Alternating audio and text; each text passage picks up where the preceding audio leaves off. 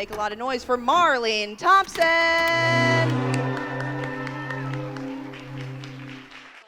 Hi, Catawba. How you doing? Good, good. Yeah, give it up for yourselves. So cool to be here. Give it up for my jumpsuit. I feel like I'm about ready to hang out with the Ninja Turtles. Look like April O'Neil. Yeah, I'm really excited that it is almost spring. Yes, I'm so stoked that it's almost spring. I feel like my seasonal depression is now curbing itself. Who here has seasonal depression? Yeah, I just lied to you. I have regular depression. Regular good old depression. I have the Holy Trinity for millennials, which is depression, anxiety, ADHD. I have that. It's but the thing is, like, depression, there's depression and then there's pandemic depression, right? Pandemic depression, I was like, ooh, now everybody's on my level. This is great. And then everybody started making sourdough bread. And I was like, you know what, I'm gonna fart under a blanket for a full year. And call me when Trump dies of COVID. I will be at that party with no bra. It'll be fun. How are we doing in this pandemic, in this round of the pandemic? Do we still believe it's happening? It is. Just to let you know, okay, the thing is, like, pandemic depression, or just depression, pandemic in general, like, I feel like we all need to give each other, like, just a little bit of grace, you know? Like, maybe there's a little bit. I found out I'm the kind of person, all right, who would risk her life, the lives of people around her for some chips and guac, you know? Like a little margarita outside with your friends. We all did it, you know? And then you're with your friend and you're like, oh, did you just go to Target? You just went to Target. I just went to Home Depot. Did you just go to Home Depot? We should take our masks off. Yeah, we should totally take our masks off. We're fine, yeah. No, we're totally fine. Should we kiss? We should kiss. We should 100% kiss. And that's how COVID spreads. I just turned 37 this year. That's right. Thank you very much. Feel like it's a feat. Some people say don't look it. Okay, cool. You definitely feel like I do look it, so thank you so much. Thanks. Thank you. No, some people say it's my height. Maybe that's why. I like to believe it's my shitty personality and my inability to answer important phone calls. Yeah, I feel like I might be the anomaly white woman in Asheville. I believe that when I get my period under the full moon, it is divine feminine energy. But I also believe in GMOs. So, you know, I scroll TikTok, okay, because the child's app. TikTok is the child's app, we know. It sounds weird when you say it like that, but it is. It's for Gen Z and people who aren't 30 plus. Well, I came across one. It was a Get Ready With Me. And this child, she was 22. It sounds much better when I say that she was 22. She put on a pair of low-rise jeans. Yeah, let that sink in. And she called them vintage. She called the low-rise jeans vintage. And I had flashbacks. I was like triggered because I just smelled like Hydroxycut in the air. Yeah, we know what Hydroxycut is. If you don't know what it is, it was a diet pill marketed to people in the early 2000s that would block carbs and increase your metabolism.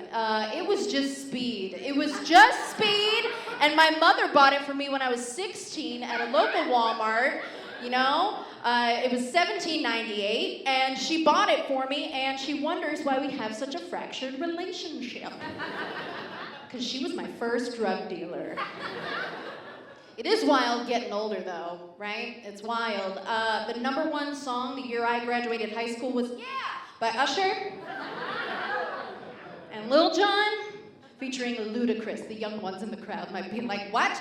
Ludacris, the actor? The one in the Fast and Furious movies? I don't know why they talk they're from the 1920s, but I was like, no, come here, let me tell you, he was a hip-hop man in my day, the Sir Luda, he was. He told us bitches to move, get out the way. And we listened to him. We did, because we couldn't go to TikTok, we couldn't go to Twitter, we didn't have Rihanna yet. We didn't have that. All we had was Anthony's apartment, where there was blue liquor. And we were there in our Ugg boots in the middle of July. Just with our foundation 2 shades darker than our actual skin tone. No primer. Just high on Hydroxycut dance. You know? Have you ever hit rock bottom and didn't know it? No? I don't mean rock bottom in the terms of like alcohol or like any kind of substance. I mean like I still drink alcohol, I do weed. I say do weed so you know I'm a narc. Have you ever done improv in a bowling alley?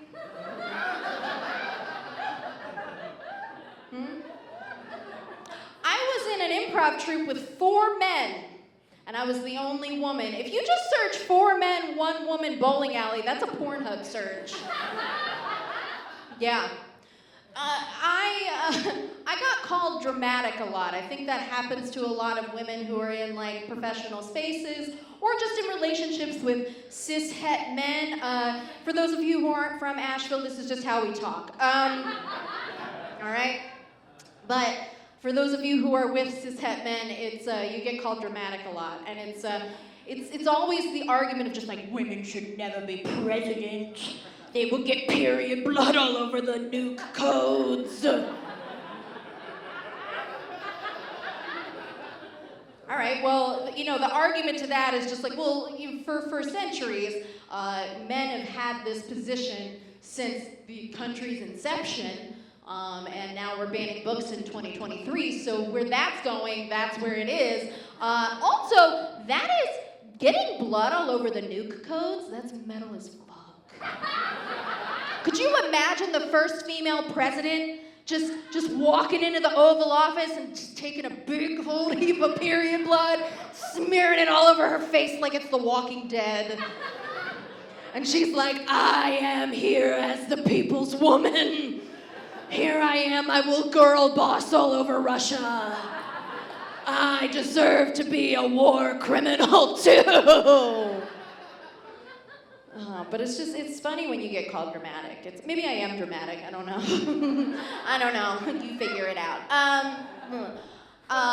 No, but it's like, have you ever told a man or just had a conversation and it went to be like, oh, you just said something that I didn't like, I'm gonna call you out on it. And you're like, hey babe, what you just said was, it was problematic, and you know, I'm having a hard time understanding why you would say it's misinformation, okay, and I'm having a hard time, and he's just like, well, I guess I'll never talk again.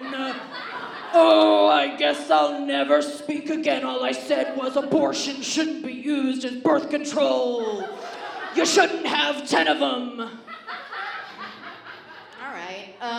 Or you say something like, hey babe, you follow a lot of really pretty women on Instagram. It would be really helpful if you could like my posts. It would boost my self-esteem. Oh, Facebook gone, I'll delete it all. Snapchat gone. Why do you have Snapchat? You're 35. I can never make you happy.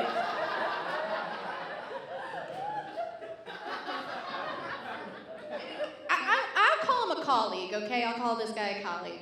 I got into a little bit of a debate with this guy. They always like to call it a debate when it's just them being Joe Rogan. But like, so he was like, the insult dick and the insult bitch are the same. And I was like, no sir, they are not. They are not the same. They're not. What? And he was like, they're the same. And I'm like, okay, well, you know, historically, physiologically, like socially, no, they're not. Dick is a sex organ, right? It's slang for a sex organ. And bitch is a female dog on her period, obviously, you know. But he was like, no, it's the same. And I says, no, it's not. He says, yes, it is. And I say, no, it's not. And he says, yes, it is. And I was like, no, it's not. Definitely not. And he was like, it hurts just the same. I was like, wow, someone's being a dramatic little bitch right now. I mentioned that I'm in my late 30s. I don't want kids. I don't. Normally that would be an applause, but we're in Asheville, there's a lot of moms here. So, who here has children? Round of applause. Yeah? How does it feel to have your life ruined?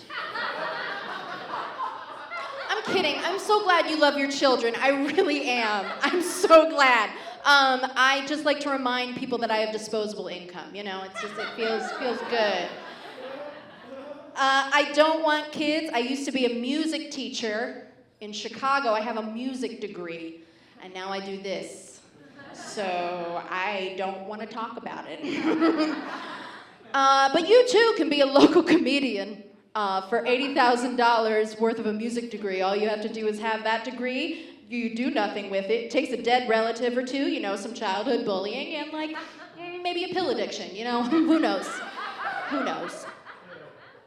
But I'll remember the moment when I was like, no, I don't want children. I was a teacher in like an elementary school, and I went to a kindergarten classroom, and I was like one of those music teachers with the like cart and the guitar on her back, and I'm like going in, I'm like, it's a Friday afternoon. I'm off after this. It's gonna be great. These kids are really easy. It'll be fine. So I go into the classroom and I start playing my guitar, right? And they're dancing, having a great time, except this one kid in the back. And he's just wobbling back and forth and back and forth. And I was like, what is this demon child doing? And he waddles towards me like this. And I'm like, okay, this kid's got really either something very important to say or he's gonna throw up. So I need to be aware of the situation. So I bend down and I ask this kid, I don't know his name anymore because I don't care, but I was like, hey bud, what's going on? You all right? This son of a bitch coughed directly into my mouth. I felt his cough in the back of my throat. And my uterus was like, shit, not for me. And then it hysterectomied itself and threw itself against a wall and fell down like a cartoon bleeding heart, you know? And it went away. I went to go get, who here is on birth control? Not enough of you. Not enough of you. I'm on the pill, and I went to go get an IUD in my mid-20s.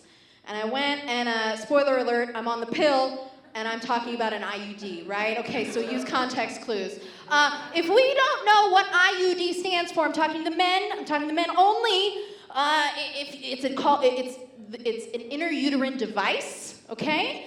And if you don't know what it stands for, you do now, but if you didn't before, you have to shove one up your pee hole and then go vote, okay? That's how it works. That's how it works. But I went into the doctor's office thinking that it was just gonna be this magical thing. I couldn't wait to get it. I didn't have to worry about my uterus for however long. I could just be the cum bucket I always wanted to be. So I was in the stirrups just like, let's do it. And I thought it was like, I just had it in my head that, okay, maybe Bambi's gonna come in, and there's gonna be Disney birds everywhere, and there's gonna be a little banner that goes across my uterus that says like, no longer in service, you know, or no longer in cervix, you know. I made the pun, you don't have to laugh at it, all right? But that's not what happened. It's not. You know what they do? They give you 3 ibuprofen, okay? It's not even enough for a hangover.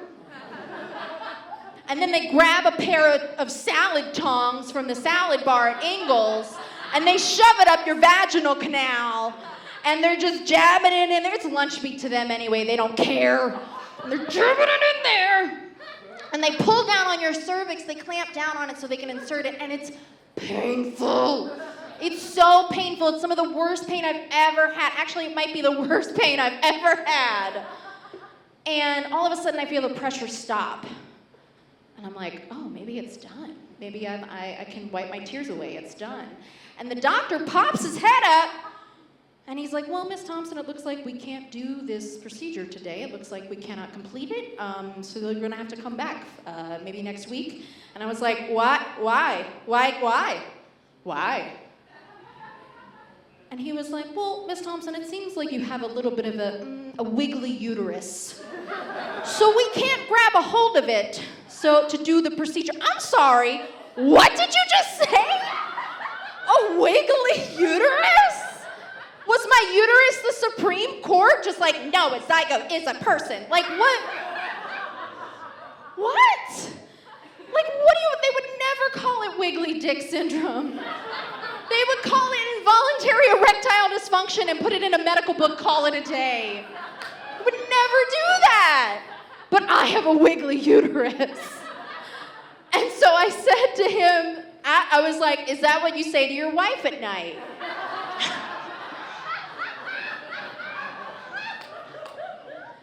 And he was like, what? And I was like, is that what you say? Oh no, you have a wiggly clit, I can't find it. Oh. I can't make you come, oh no. Good night, you know? And he was like, Miss Thompson, my wife is dead. And I was like, well, cool. I'm just gonna let you know, this was my 9/11. Aw, thank you guys so much. Have a great night. Bye.